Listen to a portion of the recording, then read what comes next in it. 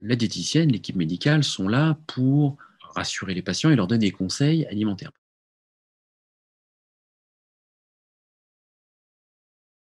Sur le plan diététique, les patients sont préparés avant l'intervention, principalement avec la diététicienne, qui va réaliser un suivi régulier, hein, tous les 2 mois, et va les voir à peu près 4 fois. L'idée, c'est surtout de recadrer les gens, de rééquilibrer leur alimentation, de leur réapprendre les bonnes habitudes alimentaires, tout en n'amenant pas de frustration. La diététicienne est là également pour préparer les patients à leur alimentation post-opératoire immédiate, c'est-à-dire pendant les 30 jours qui suivent l'intervention, avant que je ne les revoie. Sur l'accompagnement préopératoire, on insiste beaucoup sur la consultation de psychiatrie, ça c'est obligatoire, mais également, si besoin, sur un accompagnement psychologique. Parce qu'on sait que les difficultés psychologiques qui peuvent exister en préopératoire, il y en a très souvent, sont un facteur de reprise de poids si ces problèmes n'ont pas été correctement évalués et pris en charge.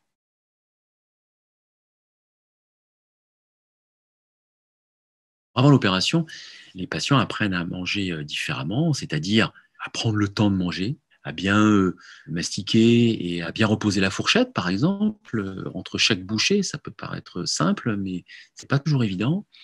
Et puis, ils ont appris aussi à rééquilibrer leur alimentation et pas mélanger au cours d'un même repas des aliments hypercaloriques. Il y a ce qu'on appelle l'école des patients. C'est une réunion organisée par l'infirmière référente en chirurgie de l'obésité qui réunit plusieurs patients et qui permet d'expliquer aux patients comment va se passer l'intervention, est-ce qu'il y aura des douleurs, quel va être leur régime alimentaire, quels vont être les effets secondaires, que ce soit sur le plan digestif, mais également sur le plan du changement corporel. Donc c'est une préparation, si vous voulez, pour justement rassurer les patients, pour qu'ils sachent où ils vont, comment ils vont pouvoir s'alimenter en post-opératoire, de façon à ce qu'il n'y ait pas de douleur, pas de vomissement, pas de blocage alimentaire. Cette réunion est obligatoire.